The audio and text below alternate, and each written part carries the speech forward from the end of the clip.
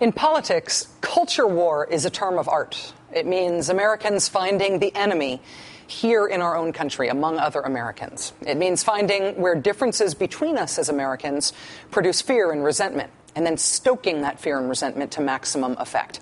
In politics, this is how you get wedge issues, using culture war to raise money to scare up votes. But for some, the culture war isn't a metaphor or a term of art. It is literally war. They will kill for it. And the Americans defined as the enemy in this war are seen as justifiable targets of violence, of even assassination. Tonight, on a special edition of The Rachel Maddow Show, one story of how that works now in America today.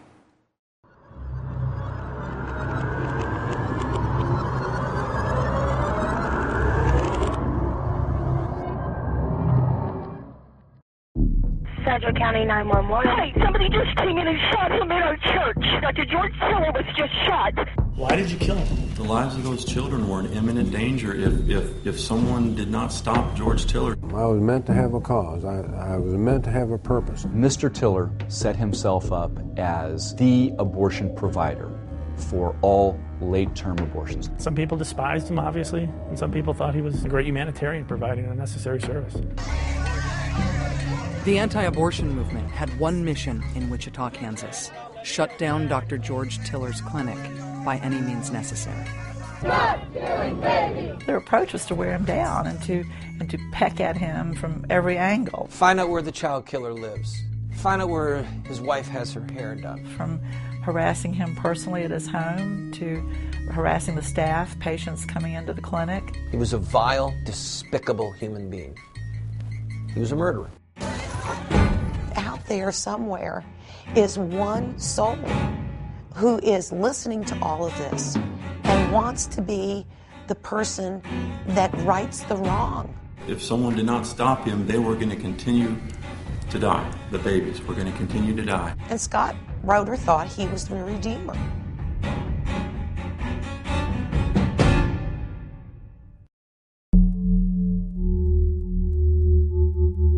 The day that this event happened was a beautiful day. Service started with music being played. Jeannie Tiller was singing with the choir. George Tiller was an usher. His name was printed in the bulletin. I looked at my watch and seen that it was a couple minutes before 10 o'clock. There was a pastry table, and I'd made my way over to the table.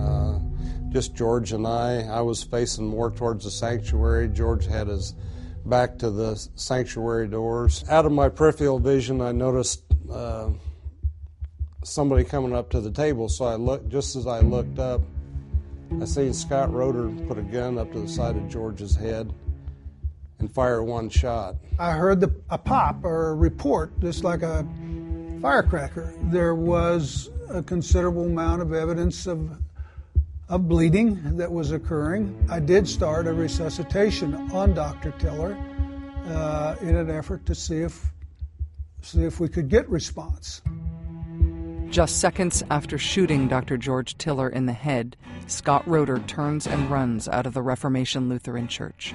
He is pursued by two men, Keith Martin and Gary Hepner. I, out of instinct, just followed him right out the door. He was running through the grass. He turned around and he yelled over his shoulder, "I've got a gun, I'll shoot you." And I just froze. Roeder kept running. Keith Martin took a different direction out, got to his vehicle, stood in front of it. Guy points a gun at him and says, "Get out of my way, I'll kill you too." Roeder was driving out, so they were next to each other, and he threw a cup of coffee in at him. Roeder then left. Around 1:30 in the afternoon, Johnson County deputies take it upon themselves to watch Interstate 35, which is the main road that comes into Kansas City. And we're watching for the Taurus and the tag that we had broadcast.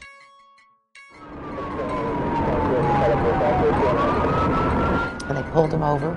Step out of the vehicle and face away from me! They get Roeder out of the car, put his hands behind his back to lay down. They go down there, they cuff him, and he's in custody. It's no mystery who pulled the trigger. but authorities worked to track down any known associates of Roeder's to learn whether others were involved.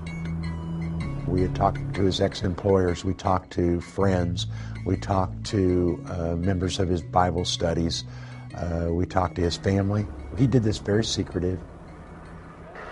3 days after the shooting, Scott Roeder meets with his defense team. We told Scott, please don't talk to anyone about this. But he thought that the issue was bigger than him, that people needed to know about the horrors of abortion. Slowly but surely, he just leaked everything out and said everything that he had done and why he did it. And he fired one shot into Dr. Teller. Roeder is charged with first-degree murder. He and his lawyers devise a defense strategy that's based on his feelings on abortion. The defendant's belief was that he was justified in shooting Dr. Tiller because it was eminent that he was going to do abortions the next day. And therefore, he, Scott Roeder, was protecting the lives of the unborn by killing the killer before he committed the act. And then, of course, Roeder testified. I've been trying cases on both sides for 20 years. It was a kind of a surreal experience knowing that I'm going to put my client up and he's going to admit to this crime. Why did you kill him? The lives of those children were in imminent danger. If someone did not stop George Tiller, he was going to continue as he had done for 36 years prior to that time. If someone did not stop him, they were going to continue to die. The babies were going to continue to die. I was just furious at Scott Roeder. And then I realized pretty soon that Scott Roeder is a rather dull guy. He doesn't seem like he's the brightest light in the string. And he was reacting to an atmosphere of hatred. Because to me, he's just a tool. I mean, the climate was such that he could do this act. If the climate had not been like that, if everyone had been doing their job, Scott Roeder would not have killed Dr. Tiller.